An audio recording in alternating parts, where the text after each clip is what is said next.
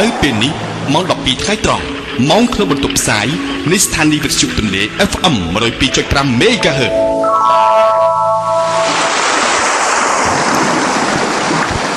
ថ្ងៃនេះជាថ្ងៃ 12 កើតខែមិញឆ្នាំថោះត្រីស័កពុទ្ធសករាជ 2555 ត្រូវនៅថ្ងៃសៅរ៍ទី 4 ខែកុម្ភៈឆ្នាំ 2012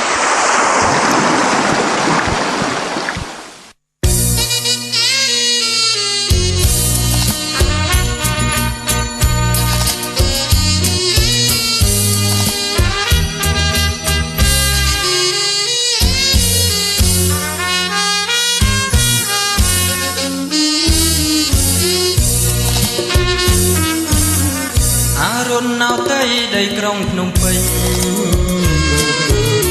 សូរិយាបញ្ចេញពន្លឺស្រស់ថ្លាដូនពេញម្ចាស់ស្រីបារមីខ្លាំងក្លាកូនចៅប្រុសស្រីសូមលើកហាត់ថាបង្គំទេវតាគឺទាំង8ស្ថានីយ៍វិទ្យុ 102.5 ទន្លេយើងខ្ញុំសូមទានពរជ័យព្រះរតនៈនោនតាមចាំងដីរក្សាធ្នមថែមិនប្រជាប្រិយបានសុខសេរីពេញផ្ទៃរដ្ឋាខណ្ឌទាំង8មានជ័យបរិសុទ្ធដងកោប្រយុទ្ធដោះស្រាយបញ្ហាជួលទៅសែនសុខ7 មករានោនពេញស្នេហាចងភ្ជាប់និស្ស័យស្វាគមន៍ប្រិយមិត្តទួទឹងចិត្តឆ្ងាយ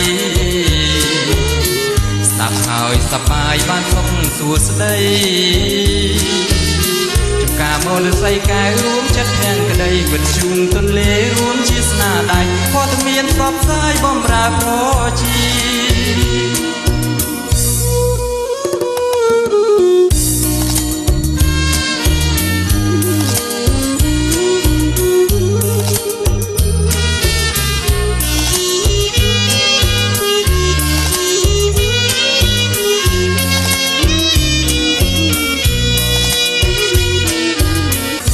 ស្មៃពមៀពីផ្ទៃទន្លេ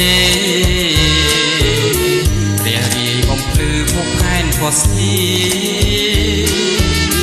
ទន្លេ4មុខក្រុងកម្ពុជាខូខលសម្បូរបែបច្រើនឥតគុណនេះប្រិយមិត្តជុំគ្នាស្ដាប់កាយកំសាន្តវត្តភ្នំជុំចិត្តមិត្តទាំងប្រុសស្រីឡើងជីដំរីជាមួយកល្យានសារៈមន្ទីរមូលមីសន្តានបព្វធម៌រិយធម៌រុងរឿងកាមកានទេសចរគ្រប់ប្រានទេសនាមិនឈប់ឯគ្រាចវិមានវិញ្ញាណខណ្ឌដូនតាបងអួតកាយាពីព្រឹកដល់យប់សួនច្បារចម្រុងលើងពោតបជាប់ភ្នំពេញមានគ្រប់ក្រើបបេះដូងខ្ញុំសូមគោរពអរគុណប្រិយមិត្តនិយមចូលចិត្តគ្រប់ញាតិអូនបងវិទ្យុទន្លេលើកហាត់បន់សងសូមជួបជាញាតិក្រុមជាតិតែសងគ្រួសារប្អូនបងរួមជាតែមួយ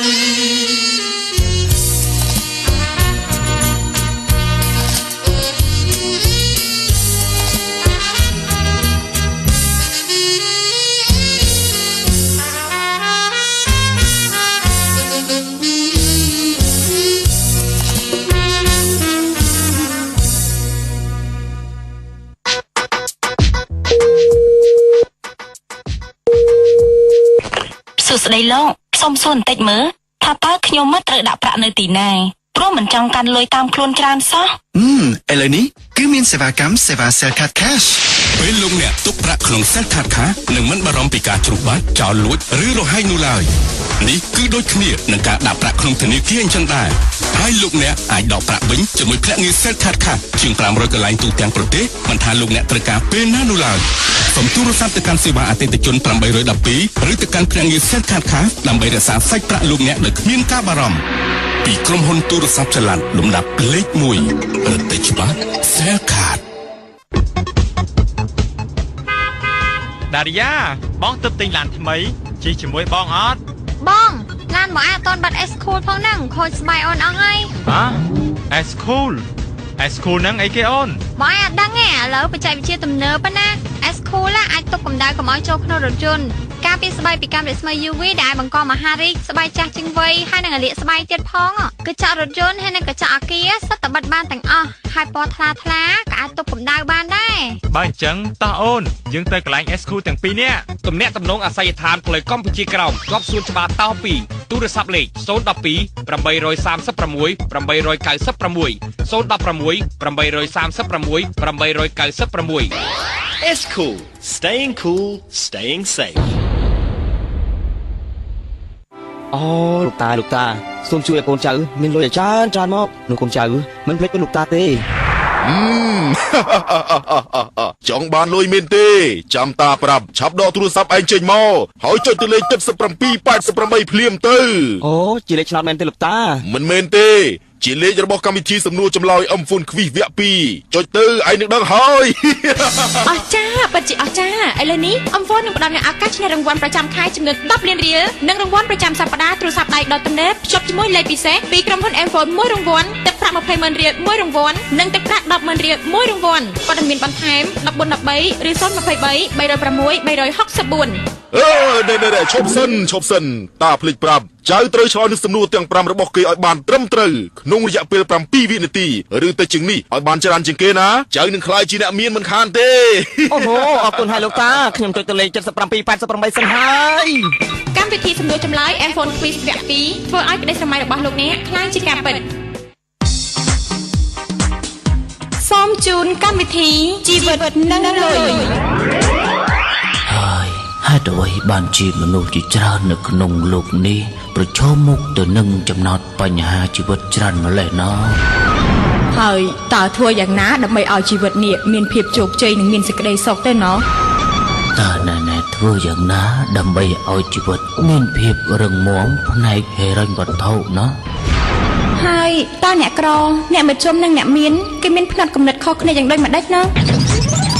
ដើម្បីរកដំណោះស្រាយទាំងនេះសូមតាមដានស្ដាប់កម្មវិធីជីវិតនិងលុយដែលធ្វើការពិភាក្សានិងផ្សាយផ្ទាល់នៅរៀងរាល់ថ្ងៃសៅរ៍និងថ្ងៃអាទិត្យចាប់ពីម៉ោង12ដល់ម៉ោង1ថ្ងៃត្រង់នៅស្ថានីយ៍វិទ្យុទន្លេរាជធានីភ្នំពេញនិងស្ថានីយ៍វិទ្យុក្រុងសៀមរាប FM 102.5 MHz សូមចូលរួមជាមួយនឹងយើងខ្ញុំនៅក្នុងកម្មវិធីនេះដើម្បីទទួលបានរង្វាន់ពិសេសកម្មវិធីនេះដឹកនាំដោយលោកអមសេងបូរ៉ាគាំទ្រការផលិតដោយស្ថាប័នហិរញ្ញវត្ថុអន្តរជាតិអយកូក្រេឌីតវិទ្យាស្ថានអភិវឌ្ឍវិស័យមីក្រូហិរញ្ញវត្ថុកម្ពុជានិងអង្គការករណាហ្វាន់អន្តរជាតិសូមកុំភ្លេចតាមដានស្ដាប់កម្មវិធីជីវិតនិងលុយធ្វើឲ្យជីវិតកាន់តែប្រសើរឡើង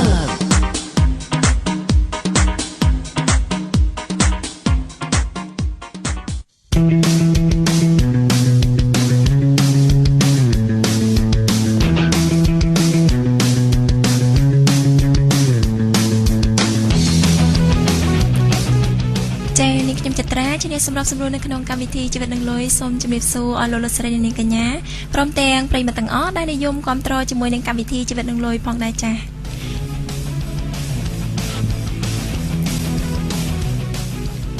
ចា៎ប្រិយមិត្តទាំងអស់គ្នានាងខ្ញុំក៏សូមជម្រាបជូនផងដែរថាកម្មវិធីនេះគឺជាកម្មវិធីដ៏ពិសេសមួយដែលមិនធ្លាប់មានពីមុនមកទេនៅក្នុងប្រជាជាតិកម្ពុជាហើយកម្មវិធីនេះគឺពិតជាមានសារៈប្រយោជន៍សំខាន់ខ្លាំងណាស់សម្រាប់ប្រិយមិត្តទាំងអស់គ្នាដែល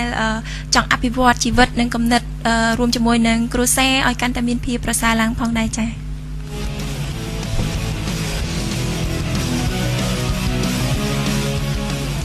ចាកម្មវិធីនេះផងដែរដឹកនាំដោយលោកអមសេងបូរ៉ាដែលលោកគឺជាប្រធានមជ្ឈមណ្ឌលអភិវឌ្ឍអគ្គនាយកនិងសហគ្រិនព្រមទាំងមានការឧបត្ថម្ភគាំទ្រពីសំណាក់ស្ថាប័នហិរញ្ញវត្ថុអន្តរជាតិអយកូក្រេឌីតវិទ្យាស្ថានអភិវឌ្ឍវិស័យមីក្រូហិរញ្ញវត្ថុកម្ពុជានិងអង្គការករណាហ្វាន់អន្តរជាតិ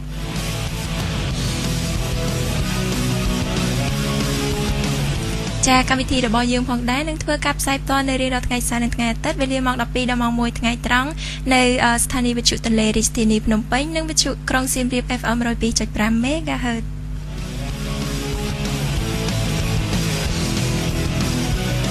ប ប្រិយមិត្តទាំងអស់គ្នាអាចទូរស័ព្ទចូលរួមជាមួយនឹងកម្មវិធីជីវិតនឹងលុយរបស់យើងខ្ញុំបានធ្វើការឆ្លើយនៅសំណួរងាយៗដើម្បីទទួលបានរង្វាន់ពិសេសពីកម្មវិធីគឺវិទ្យុចំនួន2គ្រឿងពីកម្មវិធីជីវិតនឹងលុយផងដែរចាតាមរយៈលេខទូរស័ព្ទ017 999 និង126និងមួយខ្សែទៀតគឺ086 888 888ចា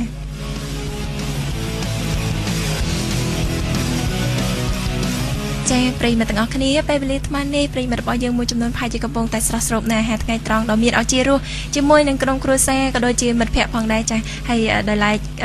ពិធីករនៅថ្ងៃនេះក៏មានអារម្មណ៍ថាដូចជាឃ្លានតិចប៉ុន្តែមិនថ្មីទេចាហើយឱកាសនៅថ្ងៃនេះផងដែរយើងនឹងមានការអញ្ជើញចូលរួមពីសំណាក់វាគ្មិនពិសេសរបស់យើងចំនួន2រូបទៀតហើយចា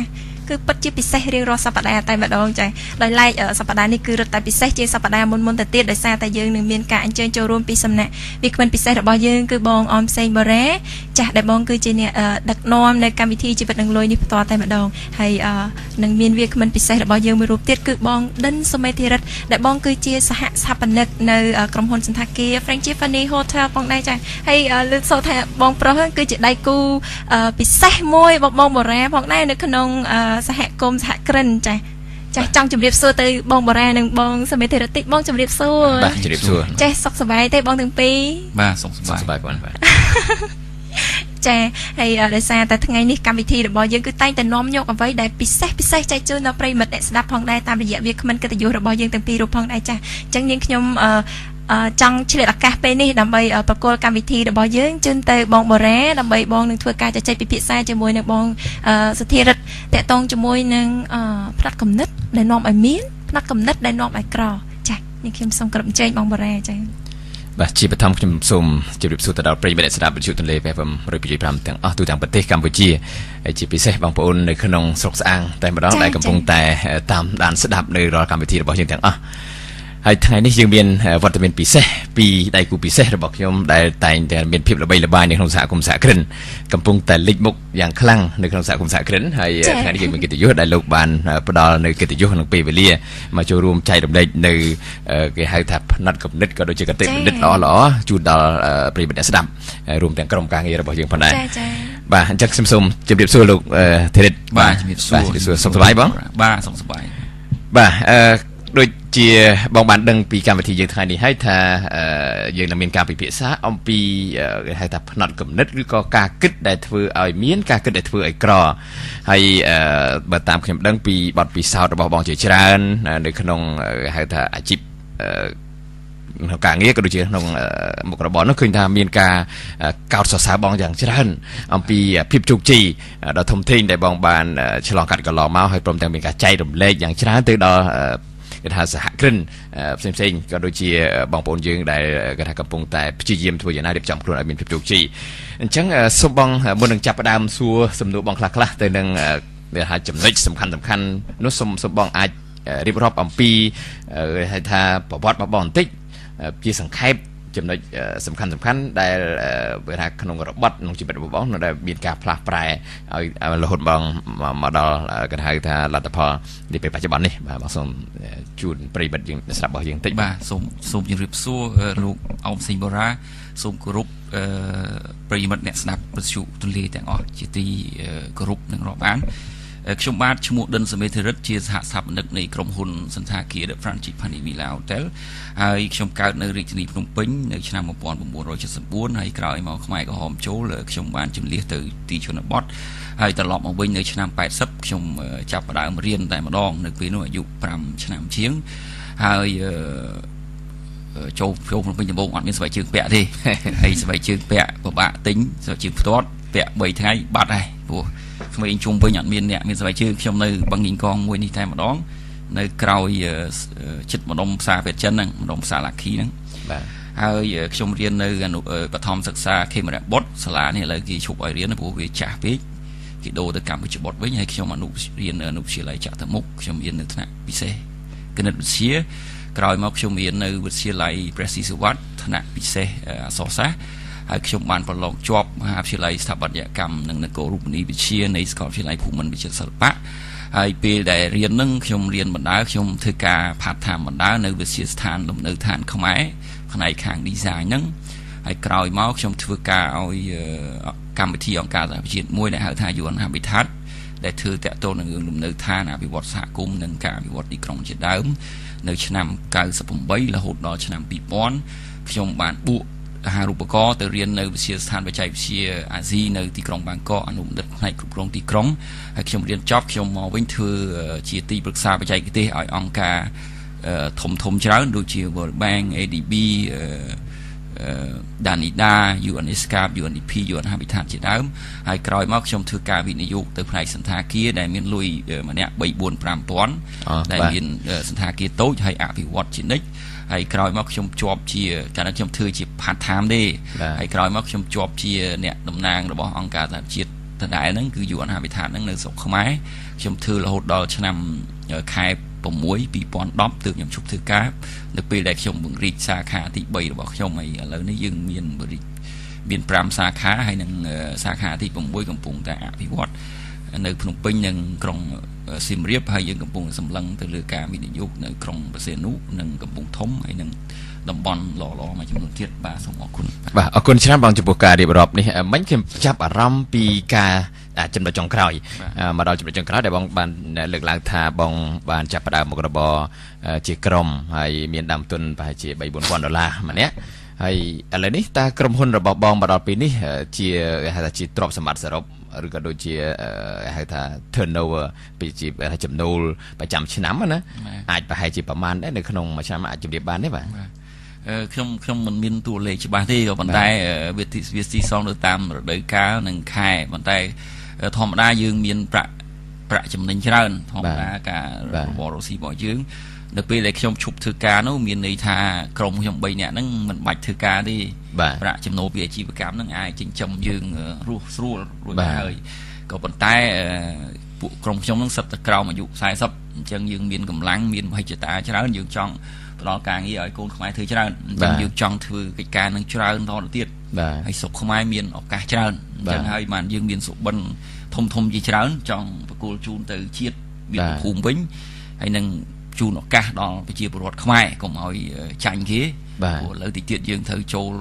ប្រជែងជាមួយអាស៊ានទាំង10ហ្នឹងហើយយើងកុំភ័យកុំតក់ស្លុតយើងត្រូវត្រៀមខ្លួនធ្វើម៉េចឲ្យពូកែដើម្បីធ្វើការសហប្រតិបត្តិការជាមួយគេឬក៏ធ្វើការរួមគ្នាយ៉ាងម៉េចដើម្បីឲ្យជាប្រយោជន៍ប្រទេសជាតិនិងតំបន់ជិតខាងនៃប្រទេសយើងហ្នឹងបាទចត្រាមើលមិញពីការចូលរួមក្នុងដើមទុន$3-4,000គ្នាគាត់3នាក់មកណាបាទហើយរហូតមកដល់តែដល់6ដែលបងបច្ចុប្បន្នមកចឹងណា5នៅកំពុងទី6មួយទៀតអញ្ចឹងគិតជាទឹកប្រាក់មិនធម្មតាទេណាបាទហើយអូតែលហ្នឹងគឺຂະຫນាតផ្កាយ4ទេបងណាតាមខ្ញុំដឹងមានកន្លែងខ្លះជាលក្ខណៈប៊ូទិកបាទន័យថាផ្កាយ3កន្លែងខ្លះផ្កាយ4ហើយយើងចាប់តែភ្ញៀវអន្តរជាតិភាគច្រើនហើយព្រោះរៀងលក់រៀងថ្លៃគួរសមភ្ញៀវខ្មែរមានអ្នកតិចណាស់ដែលគាត់អាចស្នាក់នៅកើតបាទអញ្ចឹងតាមអ្វីដែលជាចំណុចចាប់ផ្ដើមរហូតដល់ពេលនេះគឺថាគឺមានការលូតលាស់ខ្លាំងមែនទែនអញ្ចឹងចង់សួរទៅបងសុធិរិទ្ធដើម្បីមានការចែករំលែកទៅដល់ប្រិយមិត្តស្ដាប់យើងទូទាំងប្រទេសកម្ពុជាតែម្ដងតាមបទពិសោធន៍នៅក្នុងជីវិតរបស់បងតើបងអង្កេតឃើញអំពីលក្ខណៈដែលថាធ្វើឲ្យបុគ្គលមួយឬក៏បុគ្គលទាំងឡាយដែលក្រនោះតើមានកត្តាអីខ្លះទៅឬក៏កត្តាអីដែលធ្វើឲ្យបុគ្គលទាំងឡាយនោះមានអញ្ចឹងជាផ្នត់គំនិតដែលធ្វើឲ្យមានផ្នត់គំនិតដែលធ្វើឲ្យក្របងអាចចែករំលែកពីការយល់ឃើញក៏ដូចជាការអង្កេតការសិក្សារបស់បងផ្ទាល់នៅក្នុងជីវិតតែម្ដងបងខ្ញុំគិតថាមនុស្សភាគច្រើនមានពីរប្រភេទមួយខ្ញុំតែនិយាយថាក្រុមឈ្នះអ្នកដែលមានបញ្ញាមានអារម្មណ៍មានខួរក្បាលមានការគិតពិចារណាហ្នឹងគឺចង់ឈ្នះចង់មានជោគជ័យមិនមែនឈ្នះដើម្បីទៅផ្ចាញ់ផ្សាគេចង់និយាយថាគាត់តាំងចិត្តថាខ្លួនគាត់ត្រូវតែជោគជ័យបាទប៉ុន្តែមានមនុស្សមួយក្រុមទៀតគាត់តាំងចិត្តថាគាត់បរាជ័យហើយគាត់អាងលេសនេះអាងលេសនោះអញ្ចឹងអ្នកដែលមាននោះសូមបញ្ជាក់ថាមនុស្សភាគច្រើនកើតមកយើងអត់មានស្អីដូចគ្នាទេហើយអញ្ចឹងយើងជាថាអីអ្នកនេះមានដោយសារគាត់កើតមកមានខ្ញុំអត់ជឿទេហើយ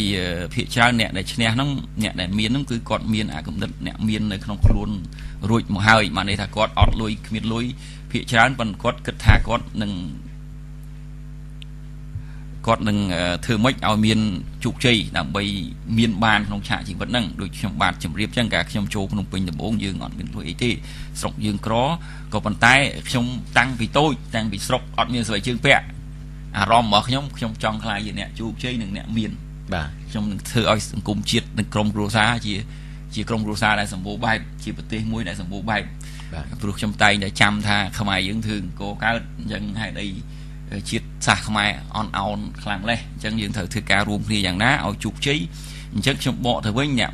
មានការស្រាវជ្រាវច្រើនណាគេរកឃើញប្រមាណចំណុចអ្នកមានគេរកឃើញអ្នកមាននៅលើពិភពលោកភាគច្រើនហ្នឹងច្រើនតែចេញពីអ្នកក្រចេញពីក្រុមគ្រួអ្នកគ្រួសារអ្នកក្រទេអ្នកមានខ្លាំងនោះអ្នកមានល្មមដែលចេញជាពីគ្រួសារអ្នកមានហើយគេរកឃើញគ្រួសារអ្នកមានធំហ្នឹងភាគច្រើនចេញជាមនុស្សធម្មតាទេទី1មនុស្សហ្នឹងអត់ធ្មត់ទី2មនុស្សហ្នឹងធ្វើការព្យាយាមតស៊ូទី3មនុស្សហ្នឹងចង់បានរបស់ល្អហ្នឹងក៏អត់ទិញភ្លាមទេគាត់ទុកតរហូតដល់មានមែនតើបានគាត់ទិញគាត់អត់ធ្មត់ហ្នឹងហើយចំណុចមួយទៀតគឺគាត់ធ្វើអីបានជោគជ័យគាត់ធ្វើអត់ដែរធ្វើតែរឿងហ្នឹងឯងគាត់អត់ទៅធ្វើអីផ្ដេសផ្ដាស់បែកសាច់អីផ្ដេសផ្ដាស់ទេអាហ្នឹងអត្តចរិតអ្នកមានហើយអ្នកមានគេមានការគិតធំធេងមានន័យថាបើថាខ្ញុំបើកសន្តាគារមួយហ្នឹងអ្នកមានគេចង់បានសន្តាគាររាប់រយរាប់ពាន់សន្តាគារនោះហើយមានមហិច្ឆតាមិនមែនធ្វើតែក្រុងភ្នំពេញទេគេធ្វើទៅតាមបណ្ដាខេត្តធ្វើទៅប្រទេសជិតខាងទៅទៀតនោះអាហ្នឹងផ្នត់គំនិតអ្នកមានហើយពួកអ្នកក្រយើងបើកកូនហាងអីមួយច្រើនតែគិតថាហាងមួយហ្នឹងគ្រប់គ្រាន់ណាពួកគាត់ហាងខ្ញុំអត់លូបលុនទេអានេះគឺជាលេសពួកដើមគាត់ខ្ជិលអមគាត់ចង់សម្រានថ្ងៃគាត់សម្រានគាត់ថាពួកគាត់អត់លូបលុនផងគាត់សម្រានថ្ងៃឬក៏អមថាគាត់រត់តាក់ស៊ីមួយមានតាក់ស៊ីមួយគាត់ថាមិនបាច់ប្រាថ្នាអីមានតាក់ស៊ីមួយបានណាអញ្ចឹងថ្ងៃឡើងគាត់សម្រាកគាត់ដឹកម៉ួយបានមួយជើងគាត់ដឹកគាត់យប់ឡើងពួកម៉ាក់បបួលទៅផឹកស៊ីគាត់ទៅផឹកស៊ីព្រោះគាត់អត់ប្រាថ្នាអីគាត់ប្រាថ្នាតែប៉ុណ្្នឹងចា៎ព្រោះគាត់អាងលេសថាគាត់អត់ប្រាថ្នាអីទេប៉ុន្តែបើសិនជាគាត់ប្រាថ្នាថាថ្ងៃចង់គាត់ចង់ធ្វើតកែតាក់ស៊ីធំមួយអញ្ចឹងគាត់ចង់មានតាក់ស៊ី 1000 ឬក៏ 10000 ឬក៏ 100អញ្ចឹងពេលដែលគាត់ចង់សម្រាកថ្ងៃគាត់ថាអត់ទេគាត់ត្រូវធ្វើការត្រូវអង្គុយគិតពិចារណាហើយត្រូវរកខំប្រឹងរកភ្ញៀវអត់មានអាងលេសថារដូវភ្លៀងរដូវអត់ភ្ញៀវអត់មានភ្ញៀវដឹកទេអត់ទេគាត់ត្រូវធ្វើម៉េចឲ្យសម្បូរបែបធ្វើម៉េចឲ្យខ្លួនគាត់រវល់ពួកម៉ាក់ហៅទៅផឹកស៊ីគាត់ថាអត់ទេតែហ៊ានផឹកស៊ីអស់លុយតែអស់លុយអាប្រមងប្រាថ្នាចង់បានឡាន100ហ្នឹងមិនបានជោគជ័យទេអញ្ចឹងមនុស្សអ្នកមានអ្នកណាក៏អាចខ្លាយជាអ្នកមានបានដែរហើយសម័យនេះគឺជាសម័យអ៊ីនធឺណិតសម័យព័ត៌មានវិទ្យានោះអ្នកណាក៏អាចខ្លាយជាអ្នកមានទេជឿខ្ញុំព្រោះសម័យកសិកម្មនិយមឬក៏សម័យពីដើមគេថាមានស្ដេចមានកសិករហ្នឹងតតែមានដីកសិកម្មច្រើនបានខ្លាយជាអ្នកមានកើតហើយសម័យឧស្សាហកម្មអ្នកដែលមានរោងចក្របានខ្លាយជាអ្នកមានកើតហើយសម័យនេះអត់ទេជឿខ្ញុំបងប្អូនអ្នកស្ដាប់វិទ្យុទាំងអស់អ្នកណាក៏អាចខ្លាយជាអ្នកមានកើតដែរប៉ុន្តែត្រូវសំខាន់សេពគប់ចង់ខ្លាយជាអ្នកមានតសេពគប់អ្នកមានធ្វើម៉េចឲ្យស្គាល់អ្នកមានធ្វើម៉េចឲ្យស្គាល់អ្នកមានបញ្ញាខាងវិធីចាត់ចែងហិរញ្ញវត្ថុចាត់ចែងលុយកាក់ហ្នឹងហើយបើយើងអត់ចង់សេពគប់ជាមួយគាត់ហ្នឹងយើងសេពគប់តែជាមួយអ្នកដែលអត់មានបញ្ញាខាងណៃហិរញ្ញវត្ថុអញ្ចឹងយើងចេះតែយកលុយទៅទិញរបស់ដែលជាបំណុលនោះថាទ្របអញ្ចឹងឲ្យធ្វើឲ្យគាត់ក្របាទហើយអញ្ចឹងហើយអាហ្នឹងជាអត្តចរិតរបស់អ្នកមានហើយអត្តចរិតរបស់អ្នកក្រហ្នឹងគាត់មានលុយ$10000គាត់ខ្ចីលុយគេ5000ទៀតទិញឡានស្អាតមួយជិះចង់បង្ហាញគេថាគាត់ហឺហាគាត់អ្នកមានប៉ុន្តែគាត់គឺជាអ្នកមានសម្បកខាងក្រៅដូចជាមើមការ៉ុតមួយដែលមានស្លឹកល្អឆើតឆាយនោះប៉ុន្តែមើមអត់មានប៉ុន្តែការ៉ុតមួយទៀតស្លឹកទូចរិញប៉ុន្តែមើមធំអញ្ចឹងអ្នកដែលរើសយកមើមដែលការ៉ុតដែលមានស្លឹកឆើតឆាយហ្នឹងអត់សូវមានមើមទេហើយអ្នកដែលរើសយកការ៉ុតដែលមិនសូវមានស្លឹកហ្នឹងមានមើមធំទៅវិញល្អអញ្ចឹងដូចគ្នាហើយស្រុកខ្មែរយើងក៏សម្បូរដែរសូមបញ្ជាក់ខ្ញុំជឿថាអ្នកមានលុយល្មមគាត់ហឺហាណាមានលុយ10000ទិញឡាន20000មានទិញឡាន15000ជិះឬក៏ទិញឡាន10000ជិះដើម្បីអួតថាបង្ហាញគេថាគាត់អ្នកមានឬក៏ពាក់ពេជ្រអីអញ្ចឹងជាដើមប៉ុន្តែអ្នកមានមុតប្រកាសខ្ញុំជឿគេចាយលុយប្រយ័ត្នប្រយែងណាហើយអ្នកដែលមានខ្លាំងមែនទែនអាភាពហឺហាហ្នឹងកើតមានពីក្រោយទេកើតមានតែពេលគាត់មានលុយចាយមិនអស់រួចទៅហើយមិនគាត់ហឺហាចា៎បាទគាត់ទិញឡានថ្លៃគាត់ទិញរបស់ល្អគាត់ធ្វើផ្ទះល្អហ្នឹងនៅហើយពួកអ្នកធម្មតាខ្ញុំដូចខ្ញុំបញ្ជាក់អញ្ចឹងនៅសង្គមខ្មែរយើងមើលមួយឡានសម្បើមណាហើយខ្ញុំឃើញអ្នកខ្លះជិះឡានធំហើយផ្ទះគាត់ទូចណាចូលឡានមិនចង់ចុះផង ហើយមានអ្នកខ្លះជួលផ្ទះគេនៅទៅទៀតអត់មានលុយបន្លានហ្នឹងថ្លៃហើយអញ្ចឹងខ្ញុំគិតថាគាត់យល់ខុសគាត់យល់ថាឡានហ្នឹងជាទ្រព្យប៉ុន្តែមែនតើជាបំណុលទេបើគាត់ទិញឡានយកមកហឺហាអញ្ចឹងព្រោះឡានហ្នឹងធ្វើឲ្យគាត់ចាយលុយជាប្រចាំដើម្បីចាក់សាំងដើម្បីថែរក្សាឬក៏ជួនកាលខ្ចីលុយគេទៅទៀតទិញឡានជីហ្នឹងអញ្ចឹងអតចរិតអ្នកក្រអញ្ចឹងចង់ហឺហាចង់បង្ហាញថាគាត់ដូចអ្នកមានអ្នកធ្វើមិនឲ្យដូចអ្នកមានបាទហើយចរិតអ្នកមានផ្សេងអ្នកមានគេអត់ខ្វល់ថាអ្នកហ្នឹងអ្នកណាមើលពីគាត់យ៉ាងម៉េចទេប៉ុន្តែសំខាន់គាត់មាននៅក្នុងខ្លួនគាត់មានរបស់ច្រើនណាគាត់សឹងអង្គុយលេងគាត់មានលុយចាយហើយសុបាយលុយច្រើនប៉ុន្តែគាត់ចាយលុយប្រយ័ត្នប្រយែងគាត់ចាយពេលវេលាប្រយ័ត្នប្រយែងហើយអ្នកមានគេចាយលុយចាយពេលទាំងលុយទាំងពេលហ្នឹងប្រយ័ត្នប្រយែងណាគេមិនហ៊ានទៅហឺហាទៅដើរលេងកំសាន្តអីប្រេះប្រដាទេគេចាយពេលវេលាប្រយ័ត្នប្រយែងហើយលុយហ្នឹងក៏គេចាយពេលវេលាប្រយ័ត្នប្រយែងចាយលុយប្រយ័ត្នប្រយែងព្រោះគេត្រូវការលុយហ្នឹងយកទៅវិនិយោគបន្តទៀតដើម្បីបង្កើតលុយតទៅទៀតឧទាហរណ៍ថាខ្ញុំមានលុយ200000ខ្ញុំទៅរកបើកស្អីមួយក្រុមហ៊ុនមួយដែលបង្កើតលុយខ្ញុំហ្នឹងវាប្រសើរខ្ញុំយកលុយ200,000ទៅទិញឡាន Range Rover មួយជិះហឺហាអាហ្នឹងផ្នត់គំនិតពីរហ្នឹងវាប្រច្រាស់គ្នាបាទអរគុណបងពុនចត្រារឿង sport យើងដែលលេងតិចបានណាយើងពជាតិចបានបងចង់សួរសំណួរពិសេសមួយទៀតដល់បងដោយសារខ្ញុំឮសូរប្រជាជនយើងមួយចំនួនតែងតែលើកឡើងថាគាត់កើតមកនៅក្នុងតកូលក្រីក្រណាបងគាត់មិនមានសំណាងដូចគេទេអញ្ចឹងហើយបានបន្តឲ្យគាត់នៅក្រដដែលទៀតថាបងអាចមានអនុសាសន៍អីបច្ចេកទេសអីជួយទៅដល់បងប្អូនជាច្រើនដែលថាគាត់នៅក្នុងស្ថានភាពបច្ចុប្បន្នគាត់នៅក្នុងភាពក្រីក្រប៉ុន្តែគាត់គួររៀបចំខ្លួនយ៉ាងម៉េចដើម្បីឲ្យគាត់នឹងអាចមានបានបាទខ្ញុំសូមបញ្ជាក់ថាបើសិនជាបងប្អូនជឿលើភ័ព្វព្រេងវាសនាឬក៏សំណាងនោះជីវិតបងប្អូននឹងលំបាកវេទនាហើយសម្រាប់ខ្ញុំផ្ទាល់ខ្ញុំអត់ជឿលើភ័ព្វព្រេងវាសនានិងសំណាងទេដូចខ្ញុំបញ្ជាក់អញ្ចឹងខ្ញុំកើតមកកូនអ្នកក្រអត់មានលុយទេខ្ញុំអត់មានឪពុកទេឪពុកខ្ញុំគេយកទៅជំនាន់ប៉ុលពតប៉ុន្តែខ្ញុំក្រប៉ុន្តែខ្ញុំមានចរិតអ្នកមានតាំងពីក្មេងតាំងពីការស្លៀកពាក់តាំងពីការរៀបរឹកខ្ញុំប្រាថ្នាខ្ញុំថាថ្ងៃមួយខ្ញុំនឹងធ្វើអ្នកមានអញ្ចឹងខ្ញុំអត់បោះបង់ចោលទេខ្ញុំខំរៀនខ្ញុំខំតស៊ូខ្ញុំខំធ្វើការខ្ញុំអត់បោះបង់ចោលទេខ្ញុំប្រើពេលវេលាខ្ញុំមានតម្លៃហើយខ្ញុំអត់ចេះលេងឆ្នោតទេខ្ញុំចូលចិត្តមើលបាល់ខ្ញុំអត់ចេះចាក់បាល់ទេព្រោះខ្ញុំអត់ជឿនៅអ្វីក្រៅខ្លួនរបស់ខ្ញុំអត់ចេះអុចធូបទៀតនិយាយត្រង់អត់ចេះអុច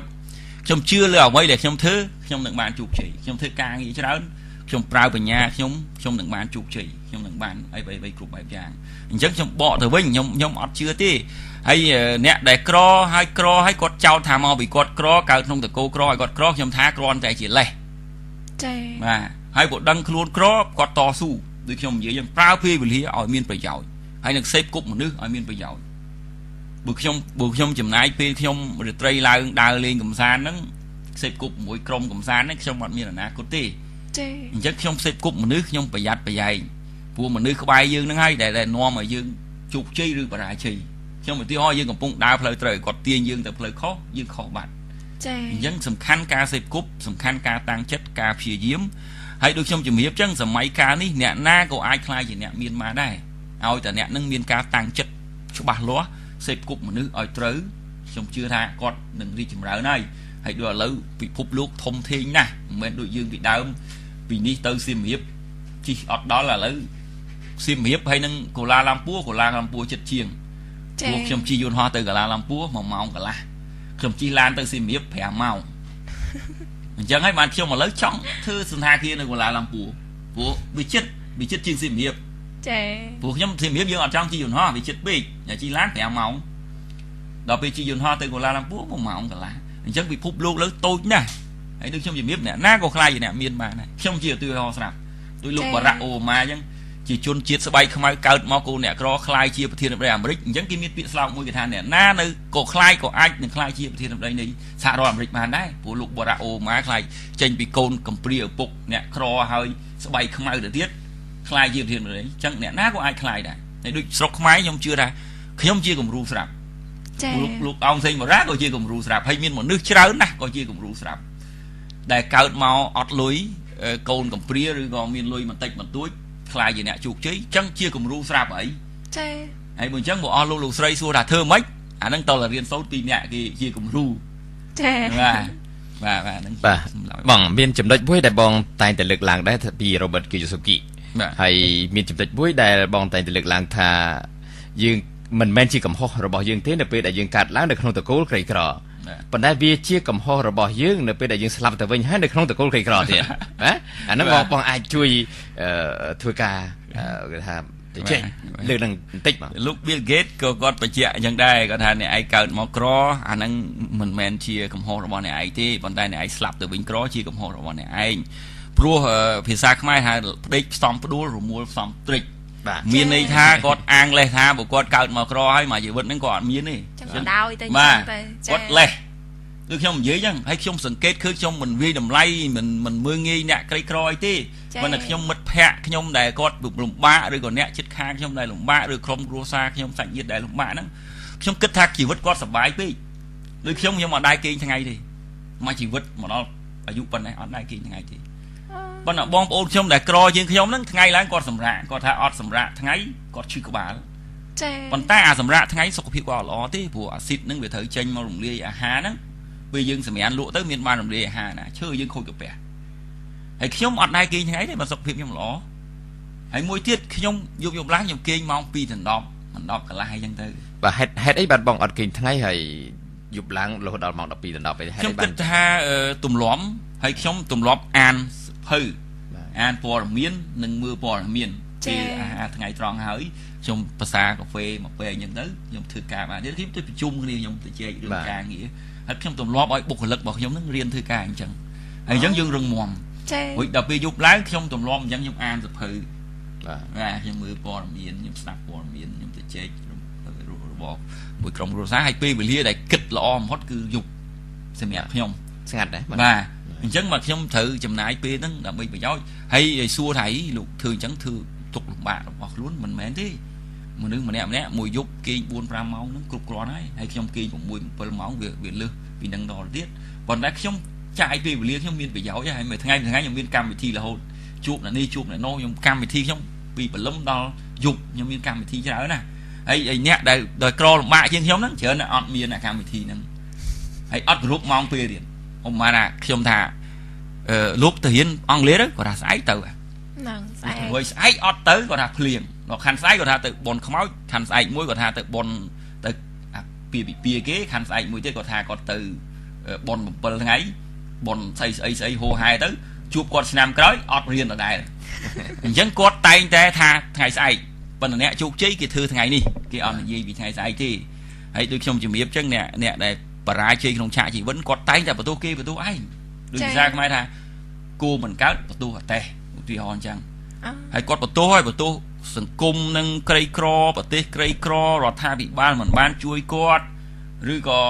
ក្រុមគ្រួសារគាត់អត់មានអ្នកមានម្ដាយគាត់កើតមកក្រគាត់រៀនមិនបានខ្ពស់និយាយរួមបន្ទោសមកចប់បន្ទោសចុះបន្ទោសឡើងបន្ទោសតែមកជុំហ្នឹងព្រោះគាត់អាហ្នឹងជាលេសព្រោះគាត់និយាយទៅដើម្បីឲ្យគាត់រួចខ្លួនអញ្ចឹ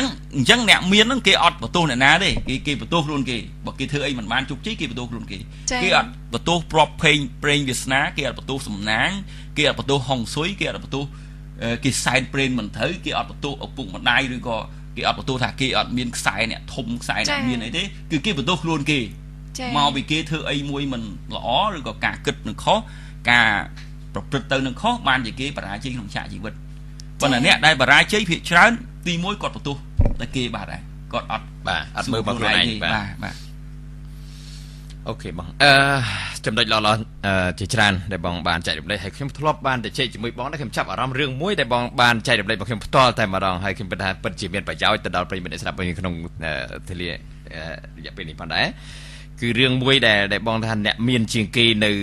ក្រុងបាប៊ីឡុនណាបងអាចចែករំលែករឿងនេះបន្តិចទេហើយបងអាចបកស្រាយរឿងហ្នឹងផងរឿងហ្នឹងល្អណាស់លោកអោមសេងបូរ៉ាហើយខ្ញុំមានរឿងច្រើនប៉ុន្តែរឿងហ្នឹងក្នុងចំណោមរឿងមួយ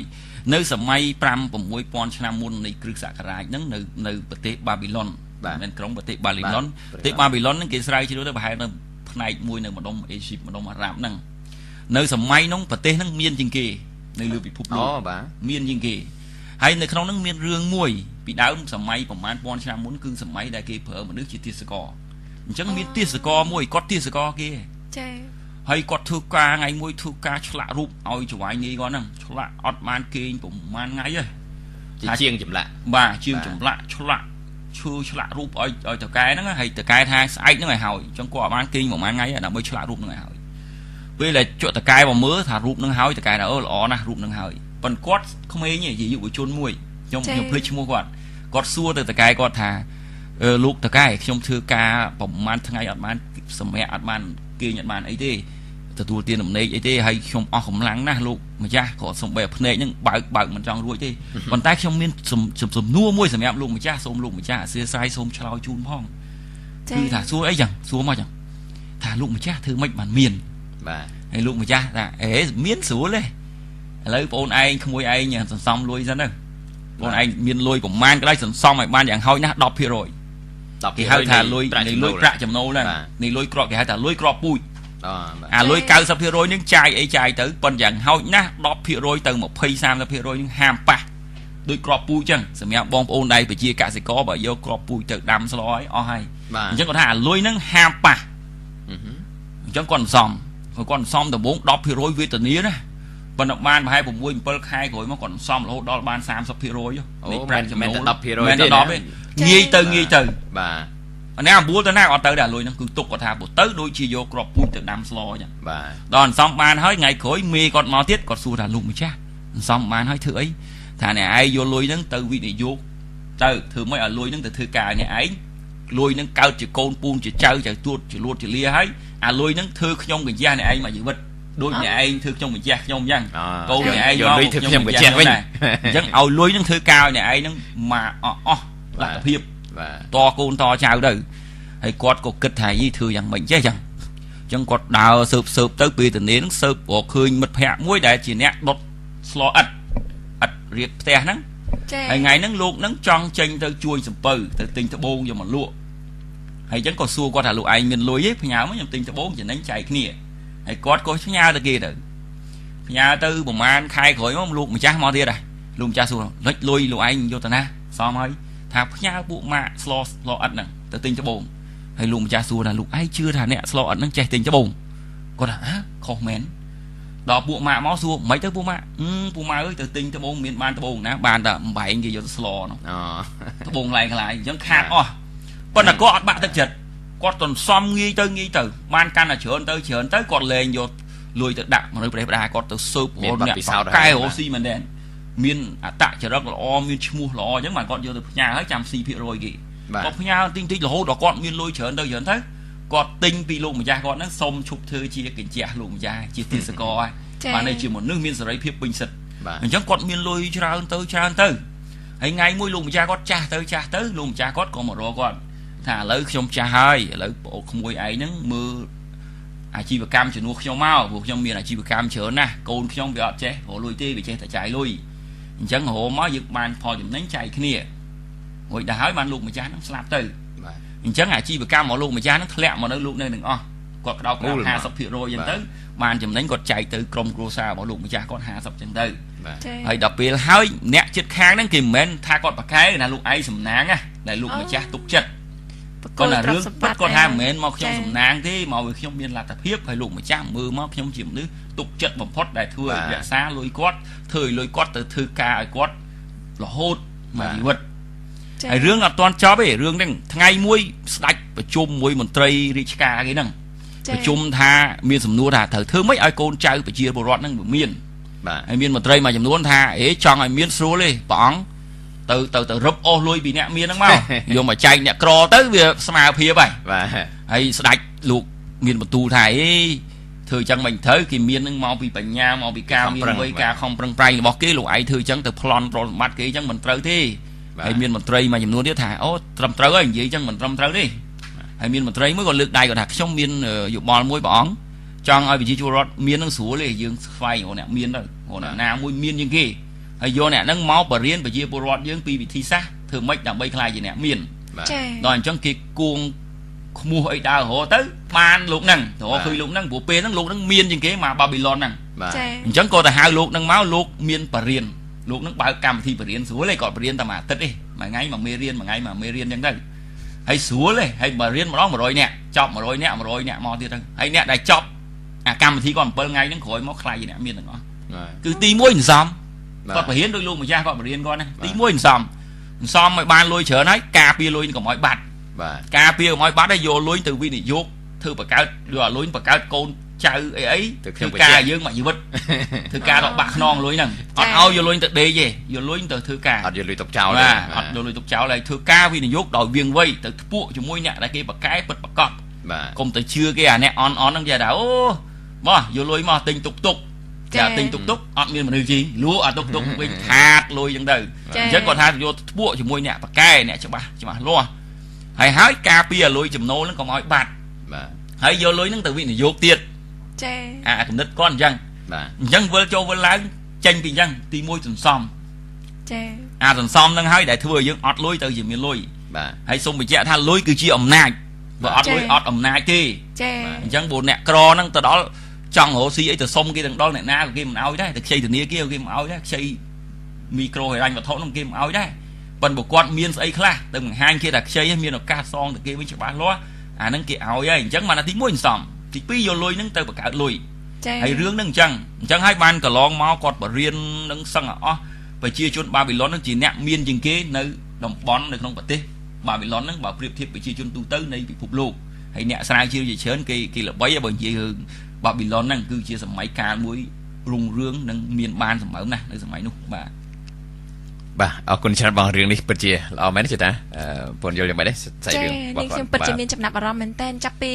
បរិសម្នាក់ដែលគ្រាន់តែជាទេសកលរបស់គេណាប៉ុន្តែគាត់ព្យាយាមរៀនពីលោកម្ចាស់របស់គាត់សំខាន់ខ្ញុំកត់សរសើរមួយថាគាត់ឆ្លាតគាត់ចេះទៅសួរលោកម្ចាស់គាត់ថាធ្វើម៉េចមិនមានបាទគាត់រៀនចំណុចកន្លែងហ្នឹងរៀនពីអ្នកមានទៀតណាចាគាត់រៀនប៉ុន្តែមុនណារៀនគាត់មានឆន្ទៈមួយថាគាត់ចង់រៀនគាត់ចង់ដឹងថាធ្វើម៉េចបានមានហ្នឹងចង់មានបានមានចាដូចបងប្រុសបានជម្រាបចឹងថាពេលខ្លះអញ្ចឹងយើងចេះតែបន្ទោសពុកម្ដាយយើងថាគាត់មកពីគ្រួសារខ្ញុំវិក្របានខ្ញុំនឹងមកវិក្រអញ្ចឹងតែប៉ិតក៏ព្យាយាមបង្វែរទំនួលខុសត្រូវតែប៉ិតអ្វីទាំងអស់ហ្នឹងគឺជាទំនួលខុសត្រូវរបស់បុគ្គលមួយទេរបស់គាត់ទេរបស់មនុស្សគ្រប់រូបចាប៉ុន្តែគាត់ព្យាយាមបង្វែរថាមកពីចេះមកពីចោះហ្នឹងហើយមកពីសង្គមចេះចាបាទពិតជាល្អមែនតើបងធីរិតថ្ងៃហ្នឹងខ្ញុំបានស្ដាប់ប្រសាសន៍របស់ហើយមានអារម្មណ៍ថាសាលាគូក្បាលហ្នឹងអូចេញពីហ្នឹងតែខ្ញុំប្រឹងរៀនធ្វើមិនឲ្យមានប្រកាសច្បាស់យ៉ាងไรអ្នកមានខ្ញុំជឿទាំងអស់គ្នាដែលបានស្ដាប់កម្មវិធីចាហើយខណៈពេលនេះនាងខ្ញុំក៏ចង់ផ្ដល់ឱកាសឲ្យប្រិយមិត្តរបស់យើងដែលគាត់កំពុងតែតាមដានស្ដាប់ជាមួយនឹងកម្មវិធីជីវិតនឹងលួយរបស់យើងផងដែរចាគេលោកគាត់មានគំនិតអីឬក៏គាត់ចង់ដឹងអ្វីល្អពីបងធីរិតបន្ថែមទៀតណាអញ្ចឹងនាងខ្ញុំក៏សូមប្រកាសលេខទូរស័ព្ទម្ដងទៀតតាក់ទងជាមួយនឹងកម្មវិធីរបស់យើងផងដែរបើសិនជាប្រិយមិត្តមានចំណាប់អារម្មណ៍អាចទូរស័ព្ទចូលរួមជាមួយនឹងកម្មវិធីរបស់យើងខ្ញុំបានតាមរយៈលេខទូរស័ព្ទ086 888 888និងមួយខ្សែទៀតគឺ017 999និង126ផងដែរចាឥឡូវនេះមានប្រិយមិត្តរបស់យើងបានទូរស័ព្ទចូលរួមជាមួយនឹងកម្មវិធីរបស់យើងខ្ញុំហើយអញ្ចឹងនាងខ្ញុំសូមអនុញ្ញាតឲ្យបងបារារួមជាមួយនឹងបងធីរិតជួបជាមួយនឹងប្រិយមិត្តរបស់យើងចាអាឡូជំរាបសួរបាទអាឡូជំរាបសួរដូចស្ងាត់បាត់ទៅហើយដាច់ទៅវិញទៅហើយបងស្រីមិញដូចជាលើសូរសំឡេងបងស្រីផងតែមិនថ្មីទេឥឡូវនេះកំពុងតែមានប្រិយមិត្តយើងគាត់ទូរស័ព្ទចូលរួមមួយខ្សែទៀតហើយចាសូមទទួលទូរស័ព្ទចាបាទជំរាបសួរហៅឡូជំរាបសួរអ្នកបងបាទជំរាបសួរចាជំរាបសួរបងស្រីចាបាទបងស្រីអញ្ជើញខលមកពីខាងណាដែរបងខ្ញុំខលទៅពីសាកដាលដូចបួយចាស់ទៀតណាសាកដាលអញ្ចឹងសម្បូរអ្នកប្រិយមិត្តអ្នកស្ដាប់យើងណាបងស្រីឈ្មោះអីដែរបងខ្ញុំឈ្មោះប៊ុនធានទៀតមួយចាស់មែនឃើញទេបងប៊ុនធានចុះបងកាលពីសប្តាហ៍មុនបងជំរាបប្រាប់បងប៊ុនធានថាចង់ដឹងបន្ថែមទៀតខមកមួយខ្សែទៀតបងនឹងជំរាបបន្ថែមទៀតរឿងរ៉ូស៊ីរបស់គាត់ចាបាទឥឡូវនេះយើងមានវាគ្មិនពិសេសកំពុងរងចាំហៅឆ្លើយទៅនឹងសំណួររបស់បងស្រីដែរប៉ុន្តែមុននឹងបងឆ្លើយខ្ញុំចង់ឲ្យបងធីរិតបានសាកសួរបងបន្តិចហើយនឹងជាពិសេសនឹងឆ្លើយទៅនឹងសំណួររបស់គាត់ដើម្បីទទួលបានវិទ្យុមួយគ្រឿងទៀតបងចាបាទអញ្ជើញបងធីរិតបានអាចចាប់ផ្ដើមជំរាបសួរបងប៊ុនធានតែម្ដងទៅបងធីរិតមានសំណួរអ្វីពិសេសជូនបងប៊ុនធានបាទជំរាបសួរបងប៊ុនធានខ្ញុំបាទសូមជំរាបសួរបងស្រីថាតើការកើតមកជាអ្នកក្រហ្នឹងគឺជាកំហុសរបស់យើងឬក៏កំហុសរបស់អ្នកដទៃហើយមួយទៀតតើការយើងស្លាប់ទៅវិញក្រនោះជាកំហុសរបស់យើងឬក៏ជាកំហុសរបស់អ្នកដទៃបាទចាបងប៊ុនធានទទួលបានទេបងចាទទួលបានចាកើតមកដែលកំហុសអត់ដែលថាក្រនោះជាកំហុសរបស់យើងហើយពេលដែលស្លាប់ទៅវិញក្រនោះជា ជាកំហុសមើល ឥឡូវចេះបងខ្ញុំសូមឲ្យបងធីរិតបានលើកឡើងភាសាទៀតណាដើម្បីឲ្យបងបានស្ដាប់កាន់តែ សូម ច្បាស់ បញ្ជាក់ថាតើការកើតមកយើងក្រហ្នឹងជាកំហុសរបស់អ្នកណារបស់យើងឬក៏របស់អ្នកដទៃឬក្រុមគ្រួសារយើងហ្នឹងណាហើយទី2យើងស្លាប់ទៅវិញក្រហ្នឹងតើជាកំហុសរបស់អ្នកណារបស់យើងឬក៏របស់អ្នកណាមួយបាទសុំឆ្លើយទី2មុនបានណាលោកគ្រូ បាទស្លាប់ទៅវិញក្រហ្នឹងជាកំហុសរបស់យើង បាទ ចាហើយចុះបើសិនជាយើងកើតមកក្នុងតកូលអ្នកក្រតើជាកំហុសរបស់យើងដែរអត់បងមិនមែនទេមិនមែនជាកំហុស ត្រឹមត្រូវអូសាទរបងអូយបងមុនធានបានវិទ្យុមួយគ្រឿងទៀតដែរបងជាប្រសពមែនតែនសូមសរសើរបងមុនធាននេះមិននឹងអង្គុយស្ដាប់យូរអី ចា មានអ្នកនៅក្បែរបងទេបងអត់មានផងគេនៅតែតូបគេខ្ញុំនៅតូបខ្ញុំបងឯងអត់មានជួយប្រកបប្រកាសឲ្យបងប្អូនប្រិយមិត្តអ្នកស្ដាប់ផ្សេងទៀតជួយចូលរួមស្ដាប់កម្មវិធីទេបងហ៎ប្រាប់អ្នកចិត្តផ្ទះហើយអ្នកសារហ្នឹងគេសើមានអត់យកហើយអញ្ចឹងនៅប៉ាម៉ាក់អ្នកផ្ទះចិត្តហ្នឹងប្រាប់ឲ្យគេស្ដាប់មែនបងឯងខ្លាចគេទេមកច្រើនពេកអត់បានចូលកម្មវិធីទេអត់ទេខ្ញុំជឿជាក់ថាបងប៊ុនធានពេលនេះកំពុងតែបើកវិទ្យុលឺហើយដើម្បីឲ្យបងប្អូនយើងដែលគាត់មានតូបនៅចិត្តគាត់ហ្នឹងបានលឺទាំងអស់គ្នាផងដែរចាហើយបងមានបងលក់នៅចិត្តហ្នឹងគាត់កំពុងស្ដាប់ដែរចាអូជំរាបសួរបងអត់ឃើញខ្ញុំតែសូមជំរាបសួរពីចម្ងាយ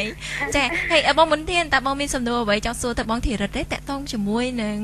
ការធ្វើម៉េចមុខរបរអីណាបងមានចម្ងល់អីឬក៏អ្វីដែលបងបានកំពុងតែស្ដាប់កម្មវិធីរបស់យើងចិត្ត1ម៉ោងហើយនេះបងមានសំណួរអីទៅគាត់បាទចាខ្ញុំចង់សួរបងធីរិតចាតើត្រូវធ្វើដូចម្ដេចដើម្បីឲ្យខ្លាចជាអ្នកមាន No បងធីរិតបងធីរិតបាទដូចខ្ញុំជំរាបពីមុនអញ្ចឹងបងមនុស្សយើងកើតមកអត់មានស្អីមកតាមទេទោះវាកើតជាអ្នកមានអ្នកក្រយ៉ាងណាក៏ដោយប៉ុន្តែសម័យនេះជាសម័យព័ត៌មានវិទ្យាអ្នកណាក៏អាចខ្លាចជាអ្នកមានដែរទី1ឧទាហរណ៍ថាបងមានចំណេះដឹងមិនសូវខ្ពស់ត្រូវខំរៀនអ្វីដែលបងចង់សម្រុកការវិនិយោគហ្នឹងហើយទី1សំខាន់បំផុតការសន្សំដូចខ្ញុំបញ្ជាក់ពីមុនមកអញ្ចឹងយើងសន្សំបងរកបានកាន់តែតិចសន្សំឲ្យកាន់តែខ្លាំងអញ្ចឹងមកថាបងបាន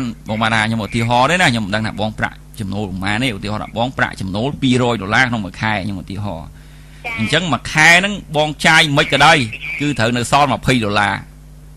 យ៉ាងហោចបំផុតពី$20ទៅ$60ក្នុងមួយខែហើយអាលុយហ្នឹងហាមប៉ះជាដាច់ខាតហើយអញ្ចឹងបងមានសិទ្ធចាយតែពី140ទៅ180ទេយ៉ាងច្រើនអត់ឲ្យចាយលឹះហ្នឹងទេហើយសន្សំអាលុយហ្នឹងសិនរួចសួរថាបានលុយហើយយកទៅណាទៀតការពារកុំឲ្យបាត់ហើយការពារកុំឲ្យបាត់ហើយយកលុយហ្នឹងទៅបង្កើតចេញជាលុយហើយដើម្បីឲ្យលុយហ្នឹងបង្កើតទៅជាលុយតបងហ្នឹងសេពគប់ជាមួយអ្នកបកែយកលុយហ្នឹងបង្កើតជាលុយហើយបងយកផ្ញើគេទៅបើគេមិនទទួលយកមកផ្ញើខ្ញុំពួកខ្ញុំរាល់ថ្ងៃហ្នឹងយកតែលុយគេយកមកបង្កើតជាលុយអញ្ចឹងខ្ញុំជួយមានមនុស្សច្រើនណាស់ហើយខ្មែរយើងលេងអាតុងទីនហ្នឹងហើយជាពិសេសយើងរកអ្នកលេងឲ្យល្អទៅអានោះហើយដែលយើងយកលុយទៅអ្នកដែលគេត្រូវការលុយទៅយើងបានការប្រាក់មួយចំនួនហ្នឹងធ្វើឲ្យលុយយើងតិចទៅជាលុយច្រើនរួចដល់ពេលយើងមានលុយច្រើនហើយស្រួលតែធ្វើមិនទៀតយើងធ្វើអាដដែលហ្នឹងទៅហើយជាពិសេសដែលយើងមានលុយច្រើនយើងកើតគំនិតរស់ស៊ីយើងគប់ផ្សំគ្នាសហប្រតិបត្តិការគ្នាឲ្យសេពគប់ជាមួយអ្នកមាន